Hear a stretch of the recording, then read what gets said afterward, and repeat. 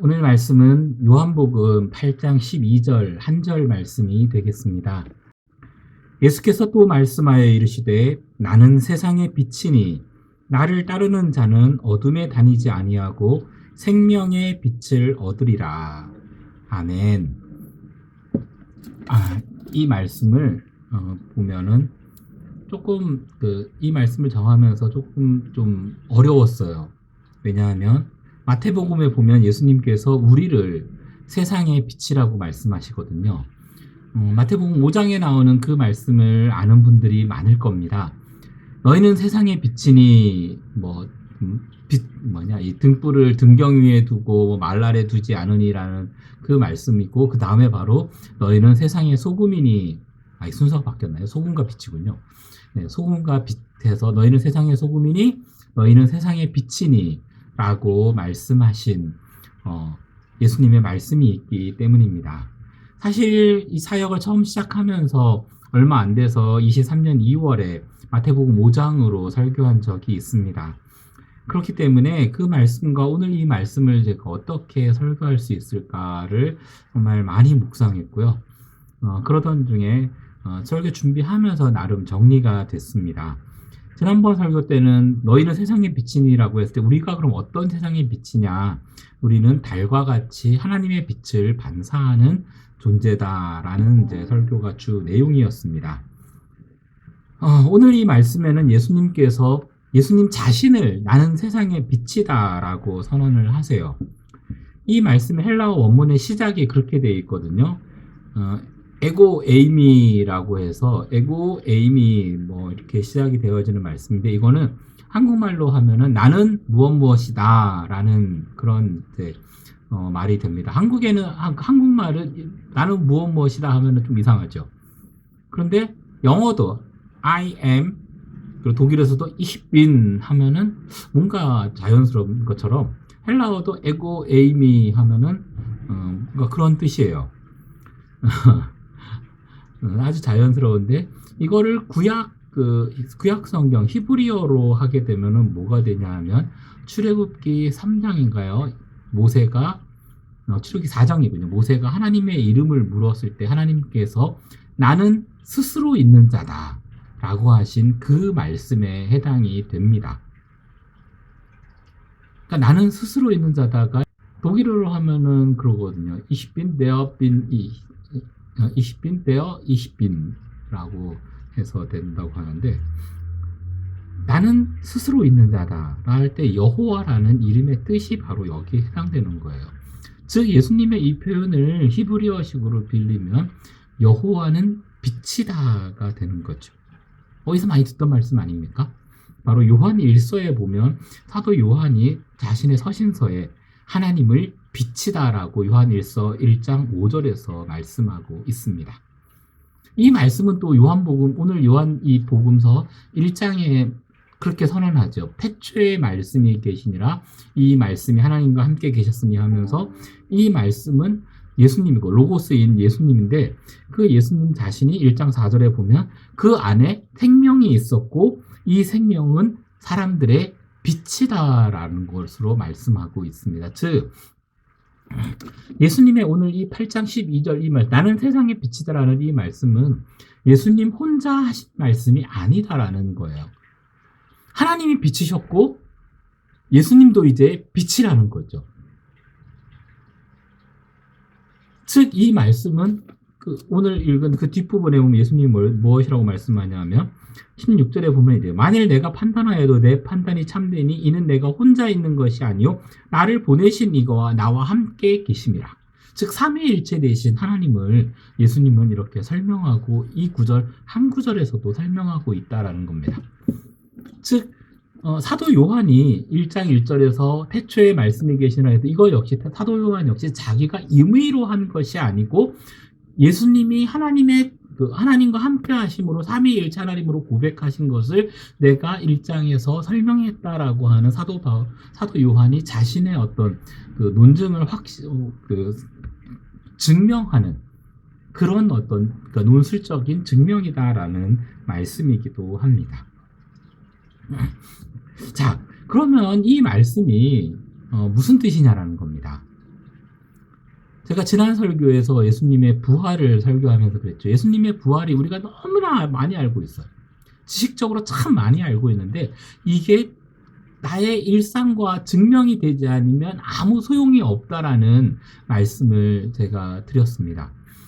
내 마음, 내 생활에 부딪히고 내가 이것을 통해서 내 생활 속에서 보여질 때에 사람들에게 감동이 되어지고 나 역시 은혜 받고 확신에 거하게 되는 줄을 압니다.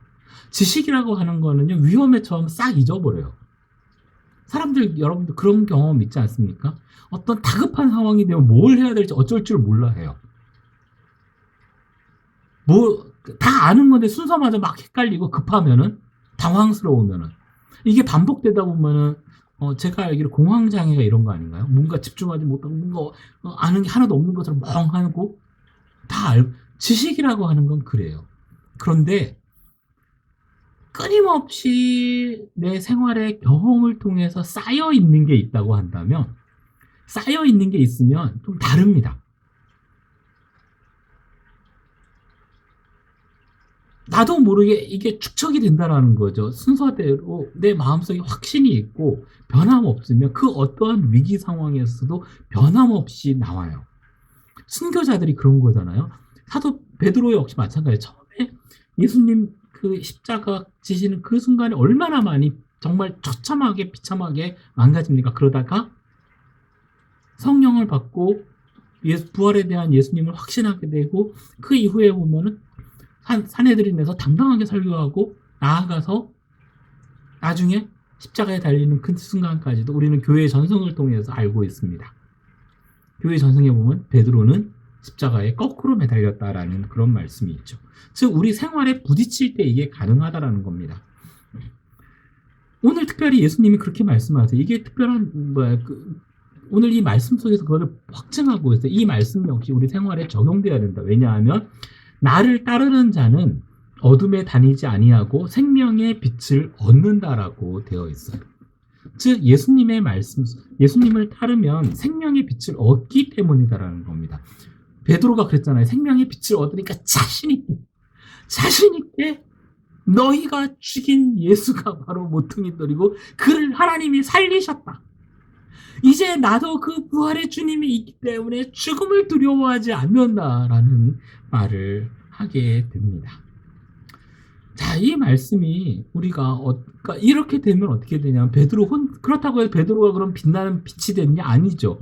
베드로는 하나님의 빛을 받았고 이거 지난번에 제가 말씀드린 거예요. 그러니까 유튜브에 보시면 나요. 세상의 빛이라고 했을 때 마태복음에 나왔던 우리는 세상의 빛인데 하나님의 빛을 받아서 부활하신 예수님의 그 빛을 받아서 반사하는 달과 같은 존재이기 때문에 그 경험을 하게 되면 반사할 수밖에 없는 거예요.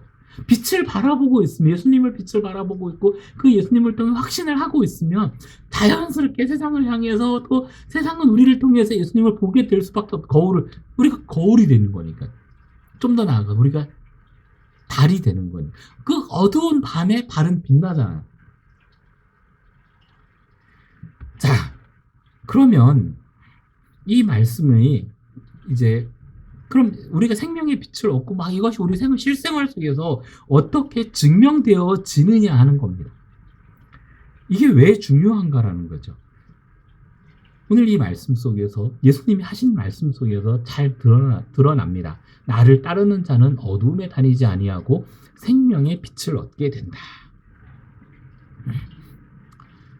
이게 무슨 말씀이냐 하면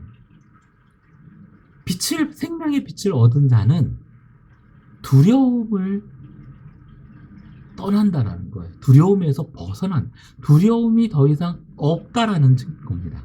무슨 말씀이냐 하면 사람은 처음에 하나님의 빛을 온전히 바라볼 수가 있었어요. 하나님의 영광을 볼 수 있었습니다.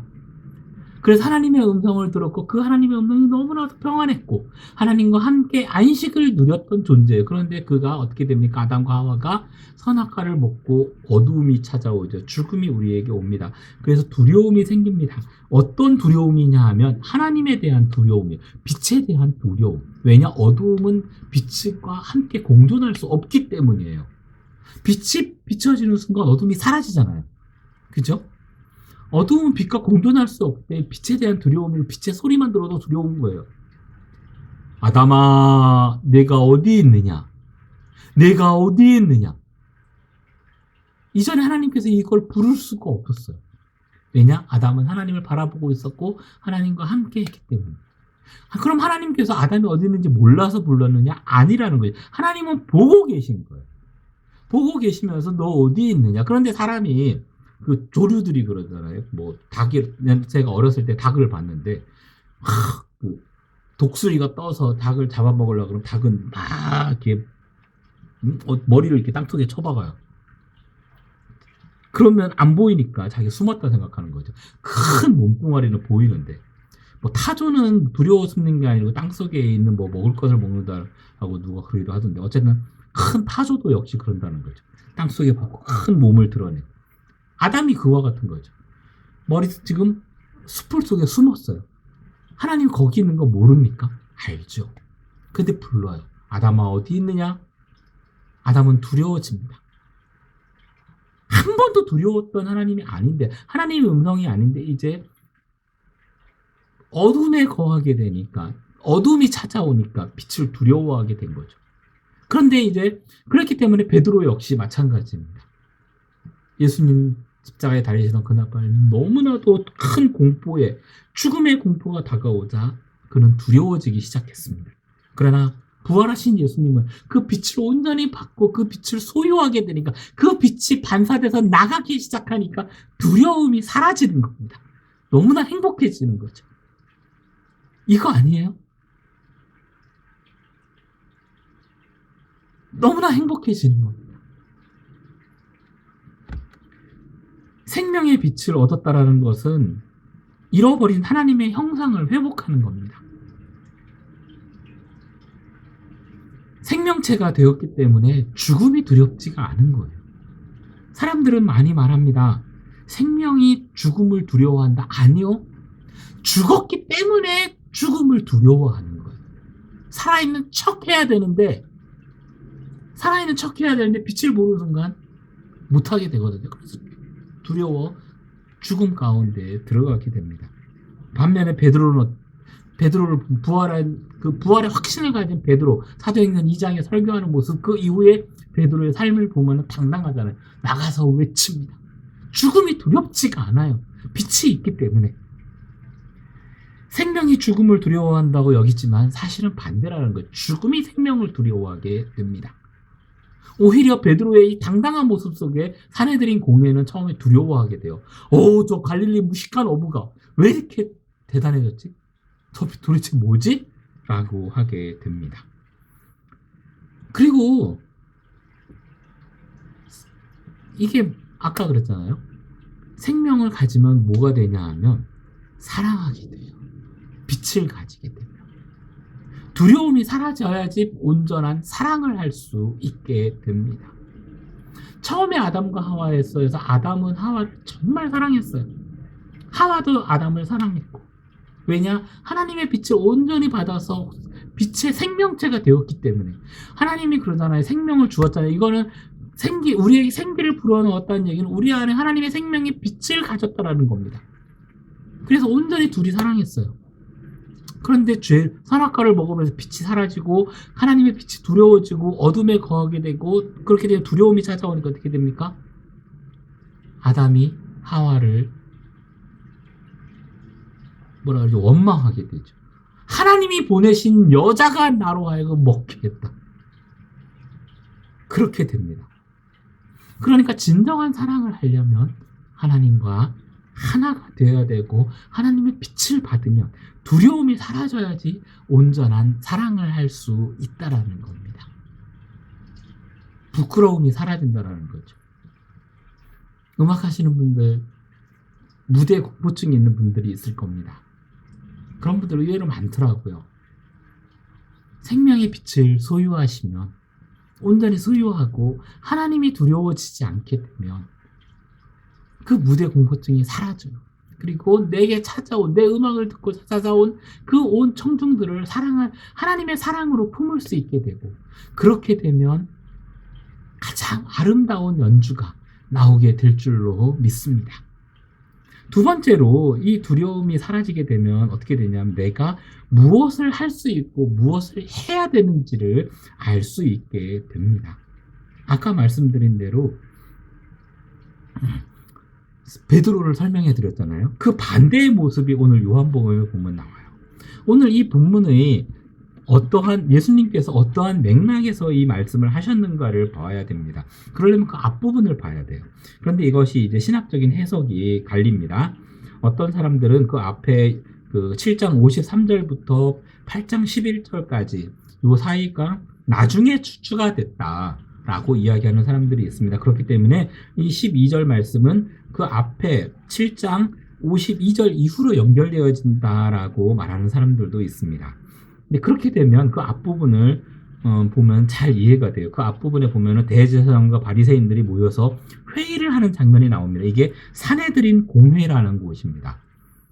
그 로마가 식민 통치권을 줄 때에 이 유대 지역에서도 이 유대 지도자들을 인정해주고 존중해줘요. 그게 산헤드린 공회예요. 거기에 산헤드린 공회에 바리새파인 제사장과 레위인들, 귀족들, 장로들이라고 하는 귀족들, 그리고 바리새인들이 포함이 되어집니다. 이 장로들이라 그러면은 이제 바리새파도 있고 사두개파도 있게 되는데, 하여튼 이들이 산헤드린 공회를 형성하는데, 이 산헤드린 공회를 이 7장에 보면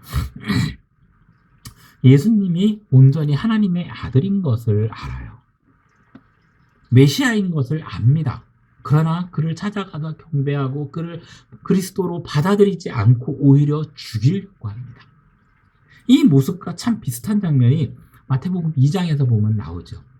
헤롯이 동방박사들을 만난 이후에 메시아가 누구에게서 나겠느냐 해서 유대 장로들과 서기관들을 부릅니다. 제사장들을 부르고요. 그들이 대답하죠. 서기관들이. 베들레헴입니다. 구약의 예언이 그렇게 되어졌습니다. 그러나 그들은 베들레헴에 가지 않습니다. 왜냐? 빛이 두렵거든요. 빛이 두려워 숨게 됩니다. 암흑 가운데 있는 지도자들의 모습이 오늘 7장에 그대로 보여져요. 너희가 그렇게 하니 백성들까지 구렁텅이로 빠진다라는 겁니다. 생명의 말씀인 하나님의 말씀이 하나님께로 이끌어야 되는데 너희 지도자들이 그렇게 어둠 가운데 있어서 빛을 두려워하니 이스라엘 온 백성들이 하나님으로 떠나서 빛을 떠나서 어둠 가운데 거하게 된다라는 거죠. 반면에 예수님은 그러잖아요. 나는 세상의 빛이다. 나를 통하여 하나님께로 갈 수 있고 나를 통해서 아버지를 알고 나를 통해서 나를 보내신 이의 빛을 보게 되고 나를 통해서 생명의 빛을 너희가 소유하게 된다라고 예수님은 말씀하시는 것이고 나를 따르는 자는 너희가 생명의 빛을 얻게 된다라고 말씀하고 계십니다. 반면에 그 앞부분 우리가 보는 것처럼 이 8장에 나오는 8장 1절부터 11절까지에 나오는 이 뭐죠? 그 가늠하다 현장에서 잡힌 여인을 재판하는 이 장면 다음에 예수님이 하신 말씀이다. 이렇게 해도 의미가 변하지 않습니다. 무슨 말씀이냐면 8장에 보면 새벽에 이른 아침 새벽이에요. 이른 아침에 예수님이 성전에 올라가세요. 새벽 미명에 어두컴컴할 때 이제 막 빛이 밝아오는 그 시점에 예수님께서 설교하고 계실 때 사람들이 이 어둠의 지도자들이 여인을 잡아오죠. 현장에서 잡혔어요. 가늠하다가. 이 여인이 어떤 상태로 왔는지 우리는 여러분들 상상에 맡기겠습니다. 가늠하다 현장에서 잡혔다는 얘기는 이 여인이 불륜 관계에 있다라는 거예요. 드라마나 이런 거 영화를 통해서 불륜 관계를 현장을 덮쳤을 때 어떤 장면인지 알잖아요. 그냥 단순히 남자 여가 호텔방에 있다라고 해서 그걸 온전한 불륜으로 보기 어렵잖아요. 그럼 이 여인의 상태도 압니다. 온 거리를 끌고 오면서 이 장로들은 그렇게 말했을 겁니다. 이 여인이 가늠하다 현장에서 잡혔다. 이 모습을 봐라 하면서요. 이 여인은 정말 부끄러움 당한 채로 질질 끌려올 수밖에 없었고 정말 가장 암흑 가운데 있는 이 여인이었습니다. 시간은 아침으로 빛을 밝아지만 이 여인에게 있어서는 죽음의 공포가 지금 다가오고 있는 거예요. 어찌할 바 몰라 하며. 그때 예수님이 하셨잖아요. 죄 없는 자가 돌로 치라. 고발하던 자들이 다 떠나갑니다. 다 떠나가고 어쩌면 구경꾼들은 남아있었을지 모릅니다. 그 여인에게 예수님이 말씀하시잖아요. 나도 정죄하지 않으니 죄를 짓지 말라. 성경에 있는 말씀 그대로 읽겠습니다. 예수께서 일어나서 여자 외에 아무도 없는 것을 보시고 이르시되 여자여 너를 고발하던 그들이 어디 있느냐? 너를 정죄한 자가 없느냐? 대답하되 주여 없나이다. 예수께서 이르시되 나도 너를 정죄하지 아니하노니 가서 다시는 죄를 범하지 말라. 다시는 죄를 짓지 말라. 다시는 어둠에 거하지 말라. 내가 너에게 이제 생명의 빛을 준다. 나는 세상의 빛이다. 너무나 멋있게 잘 어울리지 않습니까? 새벽 미명에 나는 세상의 빛이다.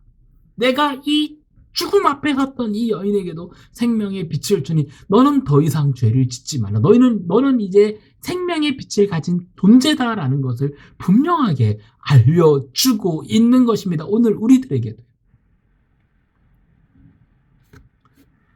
이 예수님은 이후에 9장에서 보면 나면서부터 시각장애인 된 사람을 향하여서도 동일한 말씀을 하십니다. 지나가던 사람들이 그 시각장애인 보고 불쌍히 여기지 않고 오히려 저가 누구의 죄 때문입니까? 하고 정죄하고 있습니다. 그때 예수님이 하신 말씀이죠. 때가 아직 낮음에 나를 보내신 이의 일을 우리가 하여야 하리라. 밤이 오리니 그때는 아무도 일할 수 없느니라. 내가 세상에 있는 동안에는 내가 세상의 빛이라. 동일하게 예수님 말씀하세요. 가늠하다 현장에서 잡힌 여인, 시각장애인인 이 한 번도 빛을 보지 못한 이 시각장애인, 그에게 선포하시는 말씀이에요. 가늠한 여인을 돌려보내면서 내가 세상의 빛이다. 어쩌면 성경에 안 나오지만 제가 만약에 이걸 영화로 만든다면 저는 예수님께서 자신의 겉옷을 입어서 이 여인의 부끄러움을 가려주면서 이제 더 이상 죄를 짓지 말라 하며 보냈을 것이라 여겨집니다. 왜냐? 9장에서 보면 예수님이 진흙을 이겨서 이 시각장애인의 눈을 발라주시며 가서 실로암 못에 가서 씻으라 라고 말씀하고 계시기 때문입니다. 예수님은 오늘 나를 따르는 자라고 말합니다. 나를 따르는 자가 생명의 빛을 얻는다. 나를 믿는 자라고 하지 않아요. 나를 믿는 자라고 하지 않고 나를 따르는 자라고 한 이유는 따로 있습니다. 나를 따른다. 이 따르다라는 단어는 같은 뜻을 가지고 같은 길을 걷는 사람이에요. 이것은 그냥 길에 보이는, 우리가 바깥에 보이는 그냥 길을 얘기하는 게 아니라 동양에서 말하는, 우리나라의 철학, 동양 철학에서 말하는 도를 닦는다 그러죠. 그 길 도자잖아요. 그 같은 뜻을 향해 가는 사람이에요. 여기에는 믿음과 사랑이 포함되어 있는 겁니다. 주님과 같은 뜻을 품고 하나님의 뜻, 그 하나님의 의의를 가지고, 하나님 나라의 의의를 가지고 그 뜻을 품고 세상을 향해 나아가는 자는 생명의 빛을 가진다라는 거죠. 왜냐? 이거는 뭐냐면 예수님의 빛을 받아서 전파한다. 예수님의 빛을 받아서 전하는 건데, 이거는 내가 하고자 해서 되는 게 아니고 자동이라는 거예요. 거울이 햇빛을 향하면 빛을 향하면 빛이 반사되듯이 달이 태양을 향할 때 빛을 향하고, 달이 태양을 가리게 되면 지구는 달을 보면서 검은 월식을 보게 되는 것과 마찬가지로 우리가 하나님을 향해 있고 하나님과 함께 하고 있으면 세상은 우리를 향해서 하나님의 빛을 볼 수밖에 없다라는 것입니다. 이제 설교를 맺고자 합니다. 우리의 삶 속에 세상의 빛이신 예수님이 드러나고 있습니까? 아니면 내가 아직도 두려워하고 있습니까? 우리는 세상의 빛이기 때문에 산 위의 동네는 숨겨지지 않는다라고 말씀하고 계세요. 두려워하지 마십시오. 걱정하지 마십시오. 내가 온전하지 않아도 됩니다. 내가 완전하지 않아도 하나님의 빛을 온전히 전할 수 있어요. 내 의로 전하는 게 아니라, 아까 그랬던 자동이라고요. 왜 자동이냐 하면 사람들은 하나님의 밝은 빛 때문에 나의 약함을 볼 수가 없어요.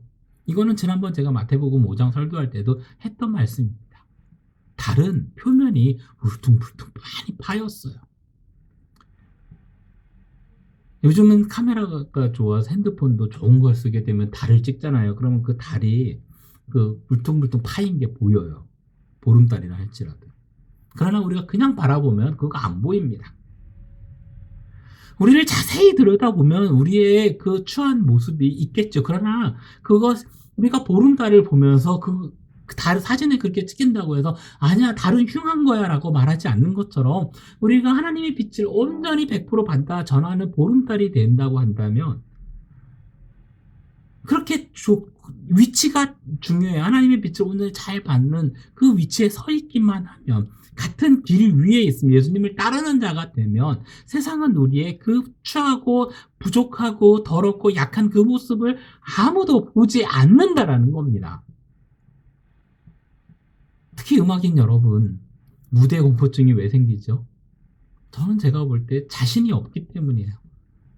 사람들이 나를 어떻게 평가할까?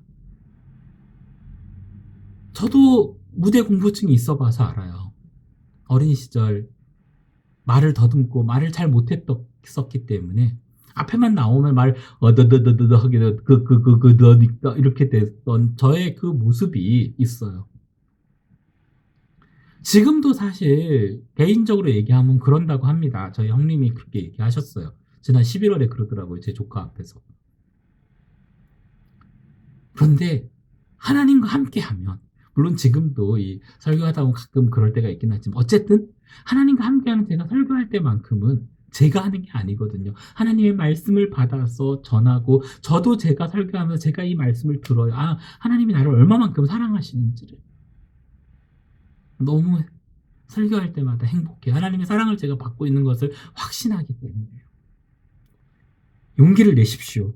죽음을 이기신 부활의 주님의 그 부활의 빛이 우리 가운데 있습니다. 우리는 두려워할 필요가 없어요. 예수님은 세상의 빛입니다. 그 황홀한 그 빛 때문에 나만 황홀한 게 아니라 나를 바라보는 사람도 하나님의 그 황홀한 빛을 받아서 같이 황홀함에 빠지는 거. 이게 바로 부활의 영광을 함께하는 기쁨이에요. 아, 이렇게 하면 너무 행복하다. 부활의 주님을 나와 함께하면 너무 행복한 그것이 이 주체할 수 없는 부활의 그 기쁨이 있게 되는 겁니다. 오늘 이 생명의 빛, 예수님께서 내가 생명의 빛이다. 세상의 빛이다. 나를 따르는 자는 생명의 빛을 가진다라는 말씀이 그 말씀입니다. 우리는 두려워하지 않아야 됩니다. 왜냐? 우리는 하나님의 빛을, 생명의 빛을 가진 존재이기 때문입니다.